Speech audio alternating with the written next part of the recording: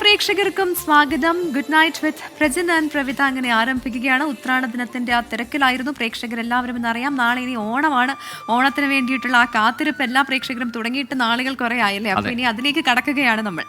അപ്പോൾ ഉത്രാടപ്പാച്ചിലിന് ഒരുപാട് വിശേഷങ്ങൾ പറയാനുണ്ട്. ആരൊക്കെ എവിടേക്ക് പോയി എന്തൊക്കെ കാര്യങ്ങൾ വാങ്ങി, നാളെ എങ്ങനെയാണ് ഓണം ആഘോഷിക്കാൻ പോകുന്നത് എന്ന കാര്യങ്ങൾ പ്രേക്ഷകർക്ക് നമ്മളോടും പറയാം. അപ്പോൾ പ്രേക്ഷകർ അറിയുന്നത് പോലെ ഈ ഷോ അത് നമ്മുടെ മാത്രം ഷോ അല്ല, നമ്മുടേതാണ്. അതായത് പ്രേക്ഷകരും നമ്മൾ ഒരുമിച്ച് നമ്മുടെ പരിപാടി തുടങ്ങിയിട്ടുള്ള ആദ്യത്തെ ഉത്രാട ഓണമാണ്. അതെ, അപ്പോൾ ഗംഭീരമാക്കണം. നിങ്ങളുടെ അഭിപ്രായങ്ങളും നിർദ്ദേശങ്ങളും ഒക്കെ കമന്റ് ബോക്സിൽ വരട്ടെ. ഇന്ന് കൂടുതലും ഓണവുമായി ബന്ധപ്പെട്ട് നിങ്ങളുടെ ഓർമ്മകളും ഒപ്പം നാളെ എങ്ങനെയാണ് ഓണം ആഘോഷിക്കാൻ പോകുന്നത് അത്തരം കാര്യങ്ങളൊക്കെ പറയൂ. അത് കേൾക്കാൻ കാത്തിരിക്കുന്നു. അപ്പോൾ നിങ്ങളുടെ അനുഭവത്തോടു കൂടി വർദ്ധിത വീരത്തോടെ ഒരു ഓണത്തിന്റെ ആ സുഖത്തോടെ നമുക്ക് ആരംഭിക്കാം. Good night with Prajin and Pravitha. Welcome.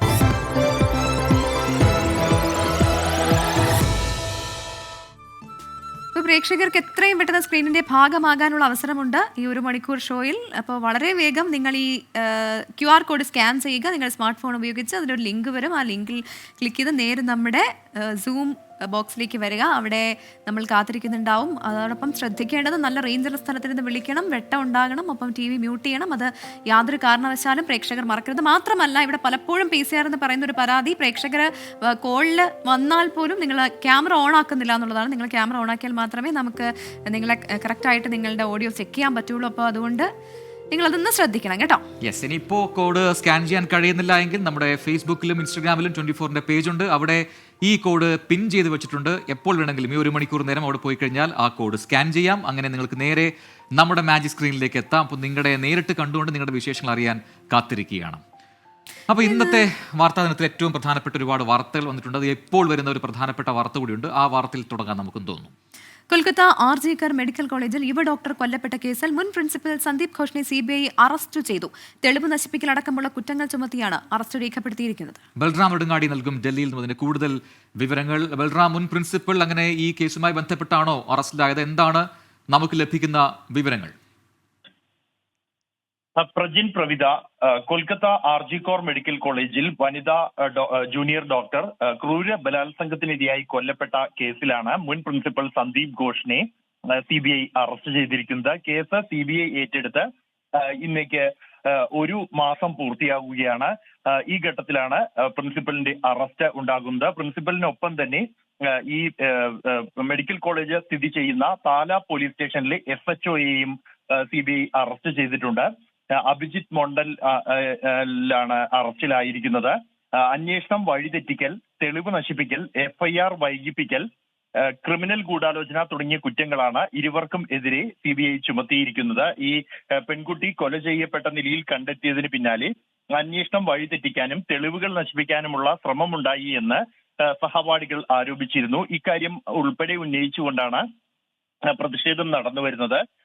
ഈ ഒരു കേസ്, ഈ കുറ്റകൃത്യങ്ങളിൽ തന്നെയാണ് SHOയും മുൻ പ്രിൻസിപ്പൽ സന്ദീപ് ഘോഷും അറസ്റ്റിലായിരിക്കുന്നത് എന്നുള്ളത് ശ്രദ്ധേയമാണ്. ഇരുവരെയും നാളെ അഡീഷണൽ ചീഫ് ജുഡീഷ്യൽ മജിസ്ട്രേറ്റ് മുന്നിൽ ഹാജരാക്കും. അതേസമയം മെഡിക്കൽ കോളേജിലെ അഴിമതിയുമായി ബന്ധപ്പെട്ട CBI രജിസ്റ്റർ ചെയ്ത മറ്റൊരു കേസിൽ സന്ദീപ് ഘോഷിനെ നേരത്തെ CBI അറസ്റ്റ് ചെയ്തിരുന്നു.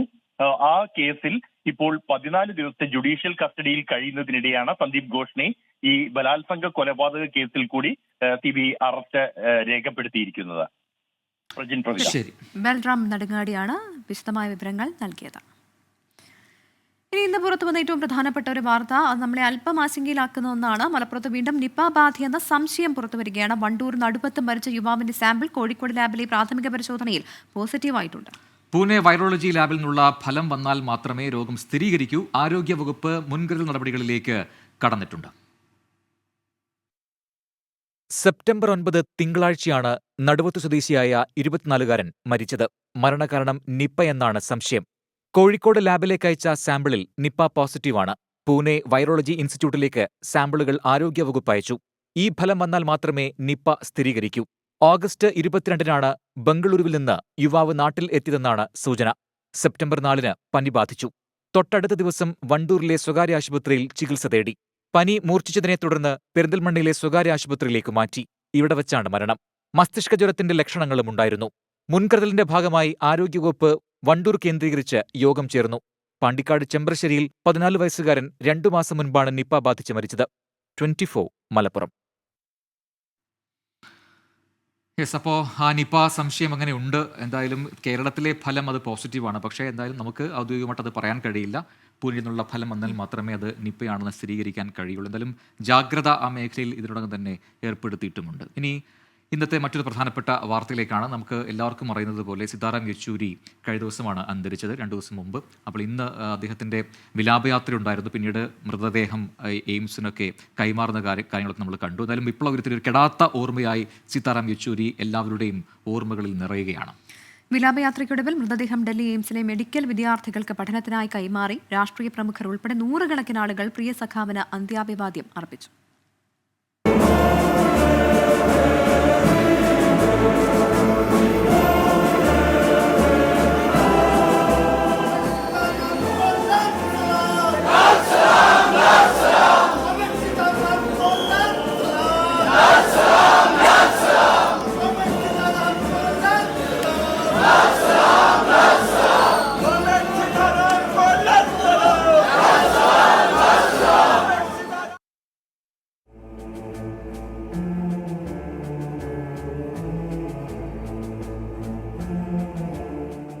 രാവിലെ 10:15 വസന്ത് കുഞ്ചിലെ വസതിയിൽ നിന്ന് സീതാറാം യെച്ചൂരിയുടെ മൃതദേഹം CPM ആസ്ഥാനമായ AKG ഭവനിലെത്തിച്ചു.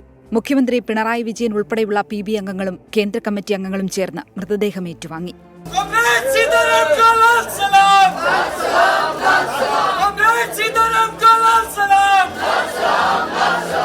നേതാക്കളും പ്രവർത്തകരും സംഘടനാ പ്രതിനിധികളും പ്രിയ സഖാവിന് അന്ത്യാഭിവാദ്യം അർപ്പിച്ചു.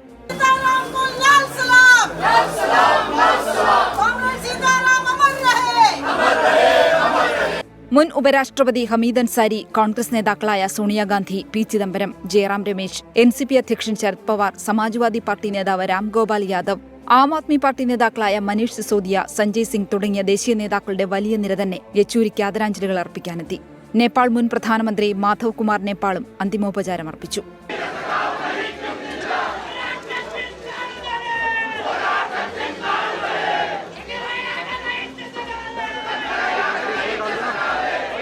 വൈകിട്ട് 3-ന് AKG ഭവനിൽ നിന്ന് വിലാപയാത്ര.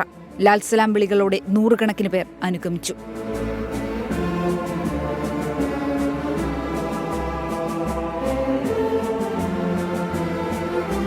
മുൻപ് CPIM ഓഫീസ് പ്രവർത്തിച്ചിരുന്ന അശോക റോഡിലെ 14-ാം നമ്പർ വസതി വരെ വിലാപയാത്ര. തുടർന്ന് മൃതദേഹം ഡൽഹി എയിംസിന് കൈമാറി. ടീം 24 ഡൽഹി. യെസ്, അപ്പോൾ സ്വാഭാവികമായിട്ടും ഇനി CPM-ന്റെ ജനറൽ സെക്രട്ടറി സ്ഥാനത്തേക്ക് ആര് എന്നൊരു ചോദ്യം കൂടിയുണ്ട്. പല പേരുകളും ഉയർന്നു കേൾക്കുന്നുണ്ട്. വരും ദിവസങ്ങളിൽ തന്നെ അതിലൊരു തീരുമാനത്തിലേക്ക് പാർട്ടി എത്തും എന്നാണ് നമുക്ക് അറിയാൻ കഴിയുന്നത്. ഇനി മറ്റൊന്ന്, കോഴിക്കോട്ടെ വ്യവസായ മാമിയുടെ തിരോധാന കേസിൽ ഗുരുതര വീഴ്ച വരുത്തി കോഴിക്കോട് കമ്മീഷണറും മുൻ മലപ്പുറം SP-യും എന്നുള്ള റിപ്പോർട്ടാണ്. കേസിന്റെ റിപ്പോർട്ടുകൾ ADGP MR അജിത് കുമാർ വഴി അയക്കരുത് എന്ന DGP-യുടെ നിർദ്ദേശം അവഗണിച്ചു. DGP-യുടെ വിലക്കുണ്ടായിട്ടും ഫയൽ ADGP MR അജിത് കുമാറിന് അയച്ചു നൽകി.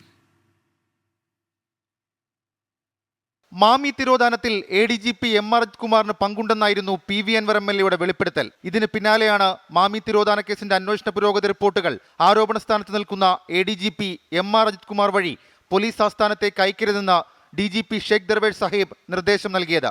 DIG വഴി റിപ്പോർട്ടുകൾ അയക്കാനായിരുന്നു ഇരുവർക്കുമുള്ള നിർദ്ദേശം. എന്നാൽ മലപ്പുറം മുൻ SP S ശശിധരനും കോഴിക്കോട് കമ്മീഷണർ T നാരായണനും DGP-യുടെ വിലക്ക് ലംഘിച്ച് ADGP MR അജിത് കുമാർ വഴി തന്നെ ഫയലുകൾ അയച്ചു. ഇത് പലതവണ ആവർത്തിച്ചു. ഈ നടപടിയിൽ DGP കടുത്ത അതൃപ്തിയിലാണ്. നിർദ്ദേശം അവഗണിച്ചത് സംബന്ധിച്ച് SP S ശശിധരനോടും കോഴിക്കോട് കമ്മീഷണർ T നാരായണനോടും വിശദീകരണം തേടാൻ DGP ഷെയ്ഖ് ദർവേഷ് സാഹിബ് നിർദ്ദേശം നൽകി. കേസിന്റെ അന്വേഷണ പുരോഗതി ആരോപണ വിധേയനായ ഉദ്യോഗസ്ഥൻ വിലയിരുത്തുന്നതിലെ അസ്വാഭാവികത ഒഴിവാക്കാനുള്ള DGP-യുടെ നീക്കമാണ് അട്ടിമറിക്കപ്പെട്ടത്. 24 തിരുവനന്തപുരം. എല്ലാവരും ഇപ്പോൾ ഓണത്തിന്റെ മൂഡിലേക്ക് വന്നു. ഓണത്തിന്റെ കാര്യങ്ങളെക്കുറിച്ചൊക്കെ പറയുന്നത് തോമസ് ജോർജിന്റെ മെസ്സേജിൽ ആദ്യം പോകുന്നു. ശർക്കര ഉരുക്കി വെച്ചിട്ടുണ്ട്, തേങ്ങാ തിരുമ്മി പാൽ പിഴിയണം, രാവിലെ പയർപ്പായസം റെഡി എന്ന് പറയുന്നു. അപ്പൊ നാളെ അവിടെ പയറാണ് പായസം എന്ന് മനസ്സിലാവുന്നു. അങ്ങനെ അജിമോൻ പറയുന്നുണ്ട്, പറബിത എന്നാണ് എഴുതിയിരിക്കുന്നത്, പ്രവിത എന്നാണ് എന്റെ പേര്. വീട്ടിൽ ഒന്നും ഒരുക്കുന്നില്ല. 24-ൽ നിന്നാ നന്നായി, രണ്ടുപേരും പാടി, ഒരുപാട് ഇഷ്ടമായി, മതിയായ ലീവ് കിട്ടുന്നില്ല. അത് നമുക്ക് കിട്ടുന്നില്ല എന്നാണോ താങ്കൾക്ക് കിട്ടുന്നില്ല എന്നാണോ പറഞ്ഞതെന്ന് എനിക്ക് മനസ്സിലായില്ല. കലാസ് അടുക്കള എന്ന് പറയുന്നൊരു ഐഡിയ വരുന്നു. ഞാൻ കല, എൻ്റെ പിറന്നാളാണ് ഇന്ന്, ഉത്രാടം ആണ് നാളെ, എന്നെ ഒന്ന് വിഷ് ചെയ്യുമോ എന്ന് ചോദിക്കുന്നു. എനിക്ക് നിങ്ങളെ വലിയ ഇഷ്ടമാണ്. SKN തിരക്കിയതായി പറയണം. ഒരു പാട്ട് പാടുമോ, ഉത്രാടപ്പൂനിലാവേ എന്ന പാട്ട് പാടുമോ എന്ന് ചോദിക്കുന്നുണ്ട്. അപ്പോൾ നമുക്ക് വിശ്വസും പാട്ടും കൂടെ കൊടുത്താലോ? തീർച്ചയായിട്ടും പാടിയോ? ഉത്രാടപ്പൂനിലാവേ വാ, മുറ്റത്തെ പൂക്കളത്തിൽ വാടിയ പൂവനിയിൽ ഇത്തിരി പാൽ ചുരത്താൻ വാ, വാ, വാ, ഉത്രാടപ്പൂനിലാവേ വാ. എനിക്ക് വരി ശരിക്കും കറക്റ്റ് ആണെന്ന് അറിയാണ്ടാണ് കേട്ടോ അപ്പോൾ പാടിയത്. കലയ്ക്ക് എല്ലാവിധ ആശംസകളും നേരുന്നു, പ്രത്യേകിച്ചും പിറന്നാൾ ആശംസകൾ ബി നേരുന്നു. പിള്ള പറഞ്ഞു, കേൾക്കാനും കാണാനും ഇഷ്ടപ്പെടുന്ന ന്യൂസ് അന്തരീക്ഷം ഒരുക്കുന്നതിന് നന്ദി. Thank you. രവികുമാർ PB, അതാണ് നേരത്തെ വായിച്ചതെന്ന് തോന്നുന്നു അല്ലേ? ഞങ്ങളുടെ വീട്ടിൽ കുറെ വർഷങ്ങളായിട്ട് ഓണത്തിന് ഓരോരുത്തർ ഓരോ വിഭവങ്ങൾ വെച്ചുകൊണ്ടുവരും. അത് കൊള്ളാലോ. ചേച്ചി, ചേട്ടൻ, അനിയൻ തുടങ്ങി കുറച്ചു പേരുണ്ട്. എൻ്റെ വിഭവം കാളനാണ് എന്ന് പറയുന്നു രവികുമാർ PB. അപ്പോൾ നാളെ കാളൻ ചേട്ടൻ്റെ വകയാണെന്ന് പറയുന്നു. അപ്പോൾ നിങ്ങൾ ഇത്തരത്തിലുള്ള ഓണ വിശേഷങ്ങളാണ് നമ്മൾ പ്രതീക്ഷിക്കുന്നത്. അത്തരം ഓണ വിശേഷങ്ങൾ, നിങ്ങളുടെ നാളത്തെ ഓണ ഒരുക്കങ്ങൾ അതൊക്കെ പോരട്ടെ. അപ്പോൾ നമ്മൾ ഓണത്തിൻ്റെ മൂഡിലേക്ക് പോകുന്നു. നാളെ തിരുവോണമാണ്. തിരുവോണത്തിന് മണിക്കൂറുകൾ മാത്രം ശേഷിക്കെ ആഘോഷത്തിനായുള്ള അവസാനവട്ട ഒരുക്കത്തിലാണ് ലോകമെമ്പാടുമുള്ള മലയാളികൾ. സദ്യവട്ടങ്ങളും ഓണക്കോടിയും വാങ്ങാനുള്ള തിരക്കിലേക്ക് കടക്കുമ്പോൾ നാടും നഗരവും ഇപ്പോഴും ഈ അവസാന മണിക്കൂറുകളിലും ഉത്രാടപ്പാച്ചിലാണ് എന്ന് പറയാം. പ്രത്യേകിച്ച് പൂവിപണിയാണ് ഇപ്പോൾ സജീവമായിരിക്കുന്നത്. എന്തായാലും വഴിയോര കച്ചവട കേന്ദ്രങ്ങൾ മുതൽ ഓണ വിപണികളെല്ലാം ഇന്ന് സജീവമായിരുന്നു.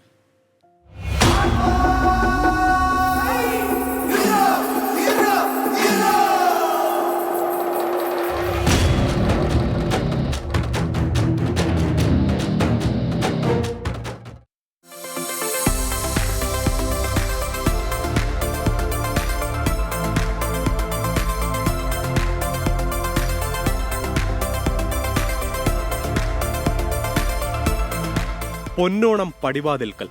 ഓണക്കോടി എടുക്കണം, പൂക്കളം ഒരുക്കണം. തൂശനിലയിൽ പഴവും പായസവും പപ്പടവും കൂട്ടി വിഭവസമൃദ്ധമായ സദ്യ ഒരുക്കണം. പ്രിയപ്പെട്ടവർക്കും കുടുംബാംഗങ്ങൾക്കുമൊപ്പം സ്നേഹവും സന്തോഷവും പങ്കിടണം. ഉത്രാടനാളിൽ അതിനായുള്ള പാച്ചിലാണ് മലയാളികൾ. നാടെങ്ങും ഓണവിപണി സജീവം. സാധനങ്ങളെല്ലാം വാങ്ങി. ചെരുപ്പല്ലേ? ചെരുപ്പ് വാങ്ങണ്. ഇങ്ങനെ ഇവിടെ ഇറങ്ങിയതാ. ഭയങ്കരമായിട്ടുണ്ട്. ഹാപ്പി ഓണം.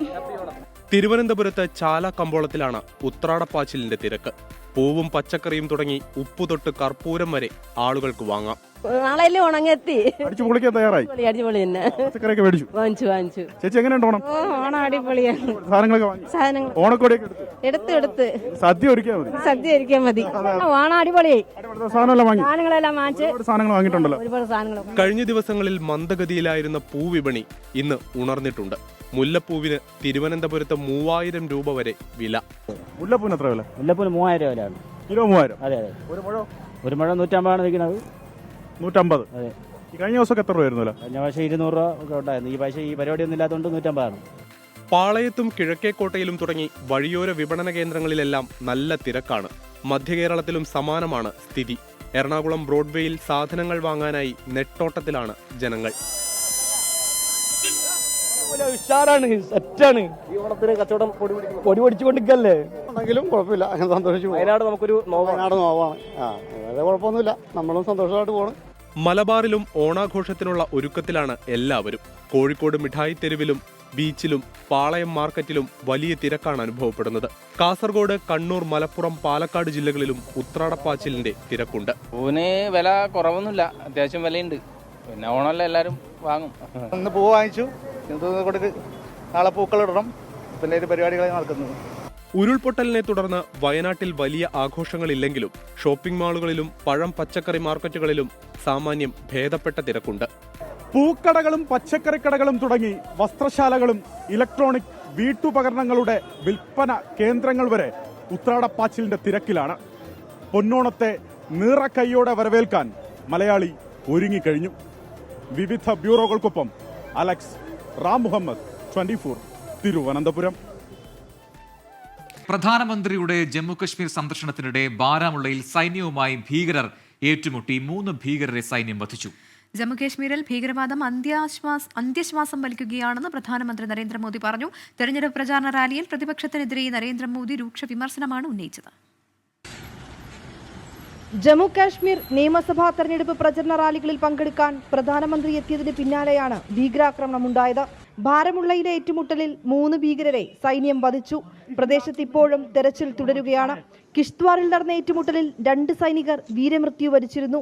ജമ്മു കാശ്മീരിൽ ഭീകരവാദം അന്ത്യശ്വാസം വലിക്കുകയാണെന്ന് പ്രധാനമന്ത്രി നരേന്ദ്രമോദി പറഞ്ഞു. നാഷണൽ കോൺഗ്രസും PDPയും കോൺഗ്രസും ജമ്മു കാശ്മീരിനെ തകർത്തെന്ന് വിമർശനം. ധോഡയിലെ തെരഞ്ഞെടുപ്പ് പ്രചരണ റാലിയിൽ സംസാരിക്കുകയായിരുന്നു നരേന്ദ്രമോദി. ജമ്മു കാശ്മീരിലെ എല്ലാ കുട്ടികൾക്കും മികച്ച വിദ്യാഭ്യാസം നൽകാനാണ് താൻ ആഗ്രഹിക്കുന്നതെന്നും തെരഞ്ഞെടുപ്പ് പോരാട്ടം ജമ്മു കാശ്മീരിലെ യുവാക്കളും 3 കുടുംബങ്ങളും തമ്മിലാണെന്നും പ്രധാനമന്ത്രി പറഞ്ഞു. 24 ഡൽഹി. ഇതിനെ പുറത്തു വന്ന ഒരു റിപ്പോർട്ട് ഉണ്ടായിരുന്നത് കോഴിക്കോട് എഗലൂരിൽ യുവതിയും ഗർഭസ്ഥ ശിശുവും മരിച്ചു എന്നുള്ള വാർത്തയായിരുന്നു. എന്തായാലും ആശുപത്രിക്കെതിരെ വലിയ പ്രതിഷേധമാണ് ഉണ്ടായത്.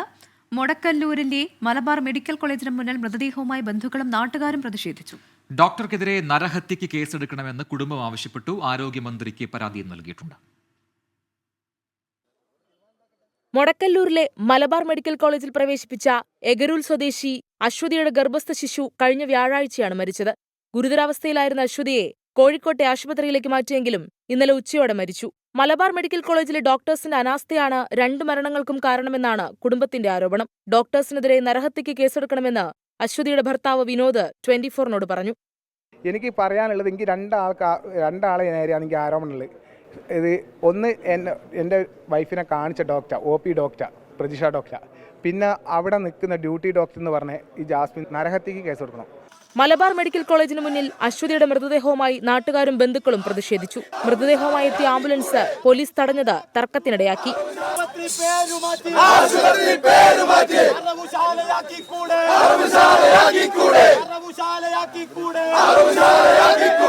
ആശുപത്രി അധികൃതരുമായി നടത്തിയ ചർച്ചയെ തുടർന്ന് പ്രതിഷേധം അവസാനിപ്പിക്കുകയായിരുന്നു. 19-ാം തീയതി എന്ത് ചെയ്തിട്ടുണ്ട്, ഇതേപോലെ ഞങ്ങൾ ഇവിടേക്ക് വരും.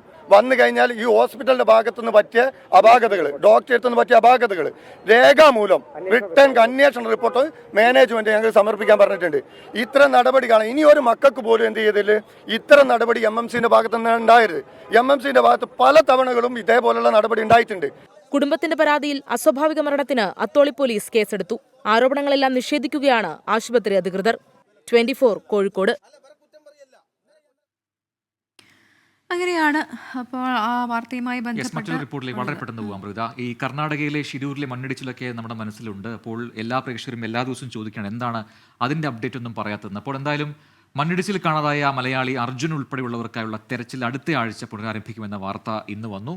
ഗോവ പോർട്ടിൽ നിന്ന് ഡ്രഡ്ജർ ചൊവ്വാഴ്ച പുറപ്പെടുമെന്നും അറിയിച്ചിട്ടുണ്ട്. കാലാവസ്ഥ അനുകൂലമായതോടെയാണ് ഷിരൂരിൽ ഡ്രഡ്ജർ എത്തിക്കാൻ നടപടി തുടങ്ങിയത്. തിങ്കളാഴ്ച ഗോവ പോർട്ടിൽ ഡിപ്പാച്ചർ നോട്ടീസ് നൽകും. ചൊവ്വാഴ്ച തന്നെ ഡ്രഡ്ജർ തൃശൂരിലേക്ക് പുറപ്പെടും. After 15th will be port open and 16th will be we are submit the departure notice Goa port. Okay, 17th the mobilization start. Yes sir. ഗോവയിൽ നിന്ന് ഡ്രഡ്ജർ ഷിരൂരിലെത്തിക്കാൻ 38 മണിക്കൂർ ആവശ്യമാണ്. അങ്ങനെയെങ്കിൽ വ്യാഴാഴ്ചയോടെ ഗംഗാവലിപ്പുഴയിൽ തിരച്ചിൽ പുനരാരംഭിച്ചേക്കും. കഴിഞ്ഞ 5 ദിവസമായി മഴ മാറി നിൽക്കുന്നതിനാൽ 3 നോട്ട്സിൽ താഴെയാണ് പുഴയിലെ അടിയൊഴുക്ക്. തിരച്ചിൽ വീണ്ടും തുടങ്ങുന്നതിന് മുന്നോടിയായി നാവികസേന പുഴയിലെ അടിയൊഴുക്ക് വീണ്ടും പരിശോധിക്കും. 24 ബംഗളൂരു. അടുത്തത് ഇനി തിരുവോണവുമായി ബന്ധപ്പെട്ടാണ്. നമ്മുടെ കമന്റ് ബോക്സ് നിറയെ ആ വാർത്തകളാണ് കേട്ടോ. അവരുടെ ഓണാഘോഷം അത് തന്നെയാണ്. അപ്പോൾ ഇവിടെ ഒരു പ്രേക്ഷകൻ പവിത്രൻ പാതിരപ്പറ്റ സ്ഥിരമായി കമന്റ് പറയുന്നുണ്ട്. അദ്ദേഹത്തിന്റെ കമന്റ്സ് നമ്മൾ വായിക്കുന്നില്ല. പരാതിയാണ് അദ്ദേഹം പറയുന്നത്. അദ്ദേഹത്തിന്റെ കമന്റ്സ് നമ്മൾ വായിക്കുന്നില്ല, മനഃപൂർവ്വം ഒഴിവാക്കുന്നു എന്നൊക്കെയാണ് പവിത്രൻ പറയുന്നത്. അങ്ങനെയൊന്നും ഇല്ല കേട്ടോ ചേട്ടാ. നമ്മൾ പെട്ടെന്ന് കാണുന്ന കമന്റ്സ് ആണ് വായിക്കുന്നത്, അതുകൊണ്ട് സംഭവിക്കുന്നതാണ്. ഒരു പക്ഷേ അങ്ങ് അയച്ചു കഴിയുമ്പോൾ കുറച്ച് കഴിഞ്ഞിട്ടായിരിക്കും നമ്മളുടെ ശ്രദ്ധയിൽ അത് വിടുന്നത്, അതുകൊണ്ടാണ്. അങ്ങനെ ഒരുപാട് പ്രേക്ഷകർ. ദിനേശ് ഹരിപ്പാടിനൊരു കമന്റ് ഉണ്ട്. പ്രജൻ പ്രവിധ, ഞങ്ങളുടെ പുത്തൻപുരയിൽ കുടുംബത്തിന്റെ ഓണാഘോഷം അവിട്ടം നാൾ തിങ്കളാഴ്ചയാണ്. ഞങ്ങളുടെ കുടുംബാംഗമായ 24ലെ എല്ലാവരും വരുമല്ലോ അല്ലേ, 2 മരണം കേട്ടോ എന്ന ക്ഷണമാണ് ദിനേശ് ഹരിപ്പാട് പങ്കുവച്ചിരിക്കുന്നത്. ക്ഷണം സ്വീകരിക്കുന്നു, പക്ഷേ വരുന്ന കാര്യത്തിൽ സംശയമുണ്ട്. Thank you so much. Siddhartha പറയുന്നത്, ഹായ് പ്രജൻ പ്രവിധ, 24 ടീമിനും എന്റെയും കുടുംബത്തിന്റെയും ഓണാശംസകൾ. പിന്നെ ട്രിവാൻഡ്രത്തിന്റെയും ഓണാശംസകൾ. തിരുവനന്തപുരംകാരനാണെന്ന് തോന്നുന്നു. നിസ് ഹോം എന്ന് പറയുന്ന ഒരു ഐഡിയിൽ നിന്ന് വന്നൊരു കമന്റാണ്. പ്രജൻ ഉത്രാട വിശേഷം ചോദിച്ചത് കൊണ്ട് പറയാം. ഇവിടെ US ലഞ്ച് ടൈമായി ഞാനും പച്ചക്കറി മാർക്കറ്റിലേക്ക് ഒരു ഉത്രാടപ്പാച്ചിൽ നടത്തി വന്നതേ ഉള്ളൂ. ഇവിടെ ഈ നാട്ടിലെ അതേ തിരക്ക് തന്നെയാണ്. 24-ന് ഞങ്ങളുടെ ഓണാശംസകൾ എന്ന് പറഞ്ഞ് പോകുന്നുണ്ട്. അപ്പോൾ കണ്ടോ, എവിടെയൊക്കെ ഉണ്ടോ, അത് US-ലാണെങ്കിലും ശരി, ഇവിടെ കേരളത്തിലാണെങ്കിലും ശരി, ഓണം മലയാളികൾ പൊളിക്കും. പൊടിമോൻ ചക്കാരിയിൽ പറഞ്ഞു, ഗുഡ് നൈറ്റ് വിത്ത് പ്രസിഡന്റ് പ്രഭിത. ഞങ്ങൾ കുവൈറ്റുകാർക്ക് നാളെ പൊതു അവധിയായതിനാൽ ഞങ്ങൾക്ക് ഓണം ആഘോഷിക്കാം. നിങ്ങൾ എല്ലാവർക്കും ഞങ്ങളുടെ പ്രാർത്ഥനാപൂർവ്വമുള്ള ഓണാശംസകൾ എന്ന് പറയുന്നു. തിരികെ നജമൽ നസീർ പറയുന്നു, ഒരു ആഗ്രഹമുണ്ട്. എന്താണ്, ഹാഷ്മിയെ കൊണ്ട് ഒരു പാട്ട് പാടിക്കാമോ? ഹാഷ്മി നന്നായിട്ട് പാടുമല്ലോ. കാത്തിരിക്കും, നമുക്ക് നാളെ നോക്കാം. ചില വിശേഷങ്ങളും സസ്പെൻസുകളും സർപ്രൈസുകളും ഒക്കെ പ്രേക്ഷകർക്ക് വേണ്ടി പാടുമെന്നറിയില്ല, പക്ഷെ നമുക്ക് വേണ്ടി പാടാറുണ്ട്. നാളെ ഇപ്പോൾ പ്രേക്ഷകർ അറിയുന്നത് പോലെ എന്താണ്, വിപുലമായ 24-ന്റെ ഓണക്കാഴ്ചകളുണ്ട്. നാളെ രാവിലെ 7 മണി തൊട്ട് നമ്മളിങ്ങനെ തുടർന്നുകൊണ്ടേയിരിക്കും. ആ കാഴ്ചകളിലേക്കും ഞങ്ങളെല്ലാവരും ഒരുമിച്ചാണ് പ്രേക്ഷകരെ കാണാൻ വരുന്നത് കേട്ടോ. അപ്പോൾ രാവിലെ 7 മണിക്ക് എന്തായാലും മറക്കരുത്. അവതാരകരൊക്കെ ഉണ്ടാകും. അപ്പോൾ ഒരുപാട് വിഭവങ്ങൾ തയ്യാറാക്കി വെച്ചിട്ടുണ്ട്. അപ്പോൾ നിങ്ങൾ നാളെ നമുക്കൊപ്പം തന്നെ ഉണ്ടാകുമെന്ന പ്രതീക്ഷ നമുക്കുമുണ്ട്. നേരത്തെ പറഞ്ഞൊരു കാര്യമുണ്ടല്ലോ, ഓണം എവിടെയായാലും മലയാളികൾ പൊളിക്കുന്നു. അപ്പോൾ തിരുവോണത്തിനുള്ള സദ്യവട്ടങ്ങൾക്കുള്ള വിഭവങ്ങൾ സംഘടിപ്പിക്കാൻ മുംബൈക്കാർക്ക് ഇത്തവണ വലിയ ബുദ്ധിമുട്ടില്ല എന്നാണ് അവിടുന്ന് ശ്രീതാചന്ദ്രൻ പറയുന്നത്. കേരള സമാജങ്ങളുടെ നേതൃത്വത്തിൽ ഇത്തവണ ഓണച്ചന്തകൾ സജീവമാണ്. മുംബൈയിൽ നിന്ന് ശ്രീനാഥ് ചന്ദ്രൻ തയ്യാറാക്കിയ റിപ്പോർട്ടിലേക്കാണ്.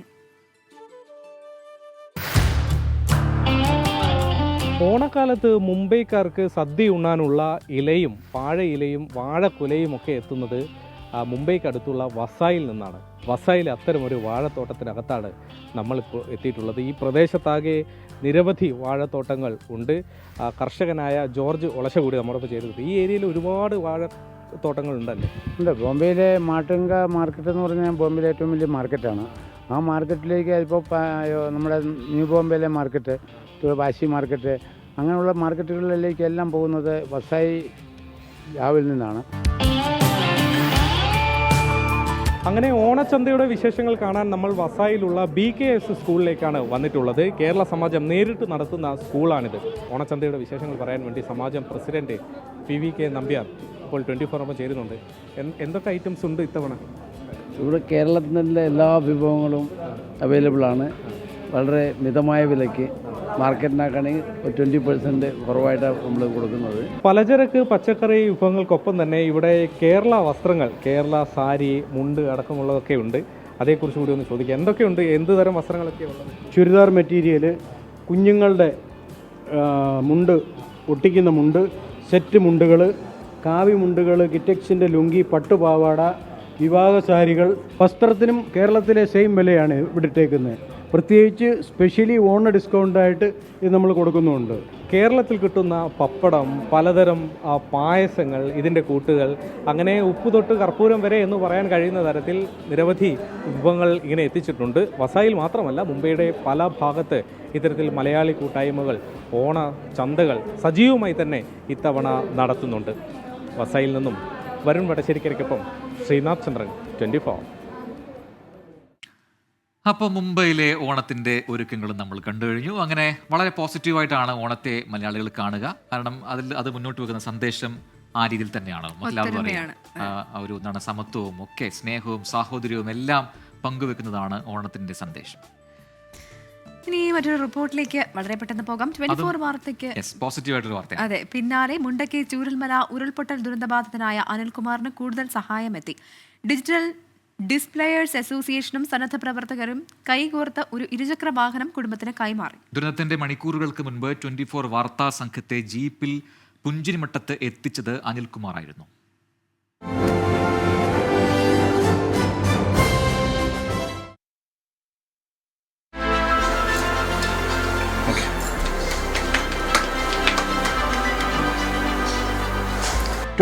വാർത്ത സുമനസുകൾ ഏറ്റെടുത്തതോടെ അനിൽകുമാറിന് ഇരുചക്ര വാഹനത്തിന്റെ രൂപത്തിൽ സഹായഹസ്തമെത്തി. ടി സിദ്ദിഖ് MLA, DCA ഭാരവാഹികളുടെ സാന്നിധ്യത്തിൽ വാഹനത്തിന്റെ താക്കോൽ അനിൽകുമാറിന് കൈമാറി. ഇവിടെ കിടക്കുമ്പോഴും അനിൽകുമാർ ചിരിക്കുന്നുണ്ട് ചെറുതായിട്ട്.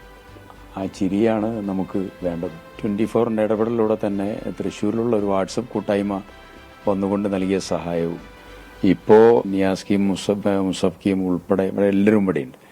അവർ അവസാനം ഒരു പ്രധാനപ്പെട്ട ഒരു മൂവിങ്ങിനുള്ള ഒരു സിസ്റ്റം കൂടെ ക്രമീകരിക്കുകയാണ്. അത് വലിയ ആശ്വാസമാണ്.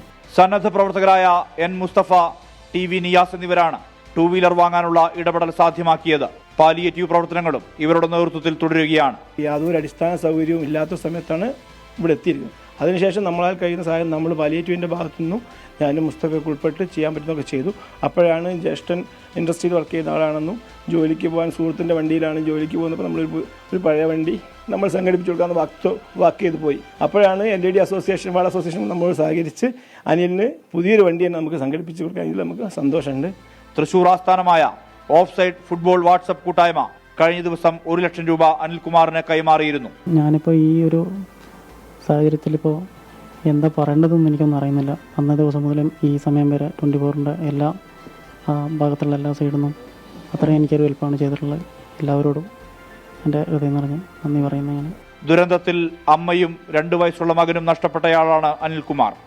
സഹോദരന്റെ വീടും പുതുതായി അനിൽകുമാർ പണി കഴിപ്പിച്ച വീടും ഇരുചക്രവാഹനവും ഉരുൾപൊട്ടലിൽ തുടച്ചു നീക്കപ്പെട്ടു.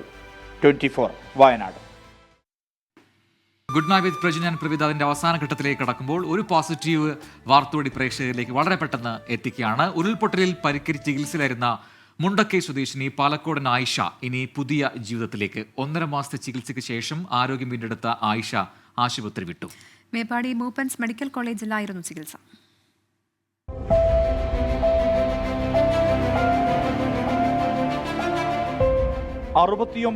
ായ ആയിഷയെ ജീവിതത്തിലേക്ക് കൈപിടിച്ചു കയറ്റിയത് പേരക്കുട്ടിയായ 15-കാരൻ മുഹമ്മദ് ഹാനി.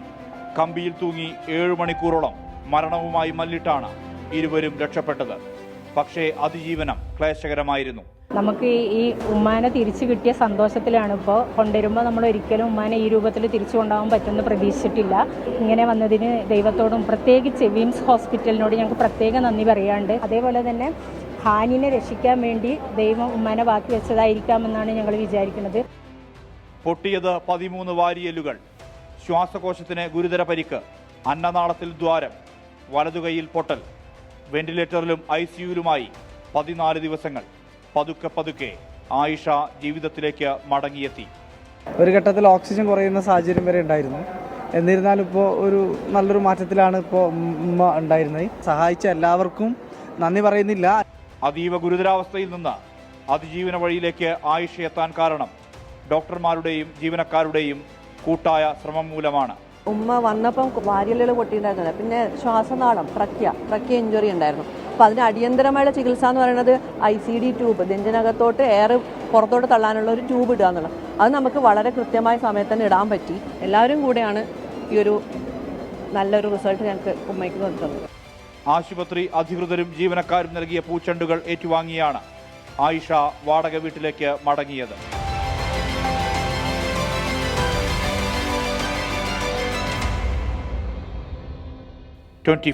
വയനാട്.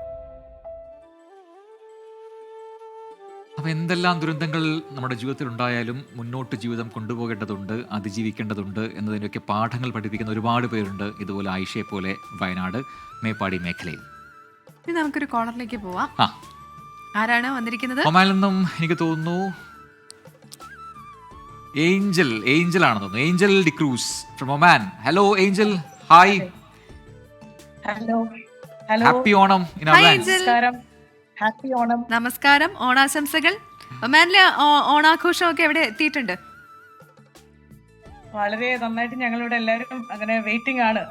നാളത്തെ ഒരു മോർണിംഗ് എല്ലാവരുമായിട്ട് ഇന്ത്യൻ കമ്മ്യൂണിറ്റി എല്ലാം ഇവിടെ വളരെ സന്തോഷത്തിലൂടെയാണ് അത്. നാളെ ഞായറാഴ്ച ഞങ്ങൾ വയനാടിന്റെ ദുഃഖത്തിനും പങ്കുചേരുന്നു. അതെ അവധിയാണ്. ഞാൻ ഇവിടെ ടീച്ചറാണ്. ടീച്ചറെ, അപ്പൊ മലയാളി അസോസിയേഷൻ, മലയാളി കൂട്ടായ്മയൊക്കെ ഉണ്ടല്ലോ, അപ്പൊ അവരുടെയൊക്കെ ഓണാഘോഷങ്ങളൊക്കെ പൊളിയായിരിക്കുമല്ലേ? അതെ ഇവിടെ വളരെ നല്ല പ്രോഗ്രാംസ് ആണ് ഇന്ത്യൻ ക്ലബിലൊക്കെ ഉള്ളത്. ഞങ്ങൾക്ക് ഓണസദ്യയൊക്കെ ഉണ്ട്. അപ്പൊ വളരെ സന്തോഷത്തിലിരിക്കുന്നു. ടീച്ചർ നാട്ടിൽ എവിടെയാണ്? ആരൊക്കെയുണ്ട് വീട്ടില്? കൊല്ലമാണ് എന്റെ സ്ഥലം, പട്ടത്താനം. വീട്ടില് ഇവിടെ ഞങ്ങള് കുടുംബമായിട്ട് ഇരിക്കുന്നു. ഹസ്ബൻഡും മക്കളും ഒക്കെ ഉണ്ട്. ഹസ്ബൻഡ് മ്യൂസിഷ്യനാണ്, ഞാൻ ടീച്ചറാണ് ഇന്ത്യൻ സ്കൂൾ സലാലയില്. ഞാൻ ഇതിനോടൊപ്പം എന്റെ സ്കൂൾ കുട്ടികൾക്കെല്ലാം, എന്റെ കുട്ടികളുടെ എല്ലാം പേരിൽ നിങ്ങൾ രണ്ടുപേരും ഒരു ഹാപ്പി ഓണം എന്റെ സ്റ്റുഡൻസിന്, എന്റെ സ്കൂളിലുള്ള മൊത്തം കുട്ടികൾക്ക് വേണ്ടി പറയണമെന്ന് ആഗ്രഹിക്കുന്നു. ഹാപ്പി ഓണം പറയണം. തീർച്ചയായിട്ടും. ടീച്ചറിന്റെ സ്കൂളിന്റെ പേര് കൂടി പറയോ? Indian school Salalah. അപ്പൊ ഇന്ത്യൻ സ്കൂൾ സലാലയിലെ ഇന്ത്യൻ ഏഞ്ചൽ സ്കൂളിൽ ഏഞ്ചൽ ഡിക്രൂസ് ടീച്ചറുടെ എല്ലാ വിദ്യാർത്ഥികൾക്കും നമ്മുടെ ഹൃദയം നിറഞ്ഞ ഓണാശംസകൾ നേരുകയാണ്. ഒരുപാട് സന്തോഷം ടീച്ചറെ വിളിച്ചതില്. ഇനിയും കാണാം നമുക്ക്. അതെ, ഇനിയും കാണാം. അപ്പോൾ നമുക്ക് അടുത്തൊരു റിപ്പോർട്ടിലേക്ക് പോയി കഴിഞ്ഞാലോ. ഫുട്ബോൾ ആരാധകർക്കുള്ള എന്താണ് അവരെ ഒന്ന് എന്താണ് ആവേശത്തിലേക്ക് ഏറ്റാനുള്ള റിപ്പോർട്ടാണ്. സൂപ്പർ ലീഗ് കേരള ഫുട്ബോളിലെ മലബാർ ഡെർബിയിൽ കാലിക്കറ്റ് FC തകർപ്പൻ ജയമുണ്ടായ ദിനമാണ്. എതിരില്ലാത്ത 3 ഗോളിന് മലപ്പുറം FC അവർ തോൽപ്പിച്ചു. മഞ്ചേരം പയ്യനാട് സ്റ്റേഡിയത്തിൽ നടന്ന മത്സരത്തിന്റെ കൂടുതൽ വിശദാംശങ്ങൾ സമീർ ബിൻ കരീം തയ്യാറാക്കിയിട്ടുണ്ട്. ആ റിപ്പോർട്ടിലേക്കാണ് ഇനി. സൂപ്പർ ലീഗ് കേരളയിൽ മലപ്പുറം FC കാലിക്കറ്റ് FC മത്സരത്തിൽ ആതിഥേയരായ മലപ്പുറം FCക്കെതിരെ 3 ഗോളുകൾക്കാണ് കാലിക്കറ്റ് FC വിജയിച്ചിരിക്കുന്നത്. അതിന്റെ വിജയാഹ്ലാദമാണ് ഇപ്പോൾ നമ്മൾ കാണുന്നത്. എപ്പോഴും പറഞ്ഞില്ല ഞങ്ങൾക്ക് ഇവിടെ എവേ സ്റ്റാൻഡ് കിട്ടിയില്ല. പക്ഷെ എന്ത് ചെയ്യാനാ, ഗോള് പുള്ളി ഞങ്ങൾ അടിച്ചു. ഒന്നെങ്കിലും ഓല അടിക്കേണ്ടി.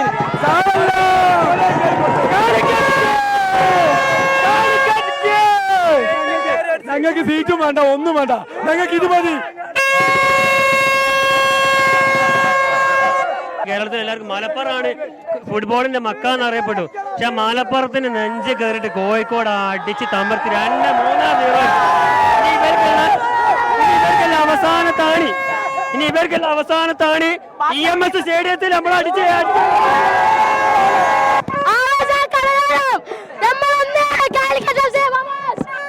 എന്താ ചെയ്യാ, അടുത്ത കളി നോക്കാം. തിരിച്ചു വരും.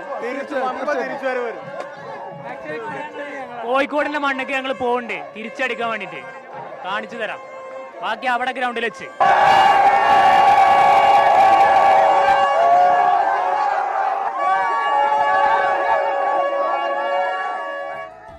തൽക്കാലം ഇന്ന് വൈൻഡപ്പ് ചെയ്യുന്നു. നാളെ രാവിലെ 7 മണിക്ക് കാണാം. ഒരുപാട് വിശേഷങ്ങൾ പറയാനുണ്ട്. എല്ലാ പ്രേക്ഷകർക്കും നല്ലൊരു രാത്രി ആശംസിക്കുന്നു. പ്രത്യേകിച്ചും ഒരു തിരുവോണ പുതിയതിലേക്ക് എല്ലാവിധ ആശംസകളും നേരുകയാണ് അഡ്വാൻസായി. ബൈ.